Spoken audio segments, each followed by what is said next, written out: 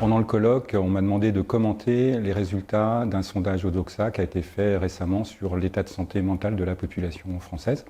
Et en effet, moi je suis psychiatre, donc j'ai une vision de terrain, mais qui concorde vraiment bien avec les données qui ont été présentées, et d'ailleurs celles qu'on a dans nos études, alors dans la population générale, avec clairement une augmentation de la fréquence des troubles psychiques ou des troubles de santé mentale, puisque c'est un spectre assez large, avec environ aujourd'hui 15% de la population qui signale des difficultés importantes, on va dire, autour de la santé mentale, qui sont pour nous en majorité des dépressions, ce qui est décrit.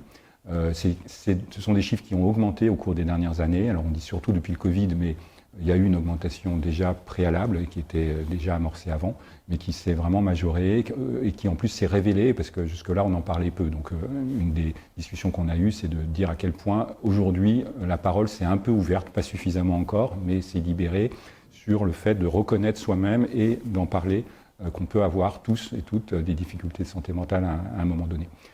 Ce qui ressort dans les chiffres de l'étude et qu'on connaît aussi, c'est des populations plus exposées que d'autres.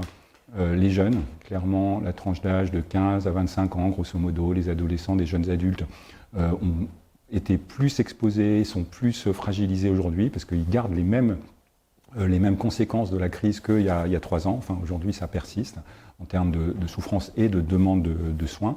Les femmes, plus que les hommes, il y a à peu près 2 ou 3 fois plus de dépression et de troubles anxieux chez les femmes par rapport aux hommes. Ça a toujours été, mais ça s'est plutôt accentué au cours de l'augmentation récente. Et puis il y a toutes les populations évidemment fragilisées par la vie, on va dire, c'est-à-dire des niveaux de vie socio-économiques bas, l'isolement, la vulnérabilité sociale d'une manière générale. Donc ce sont les facteurs de risque, on sait, de troubles psychiques et qu'on voit comme des éléments fragilisants aujourd'hui et dont il faut s'occuper. Et le vrai enjeu maintenant, c'est d'organiser des soins autour de ça.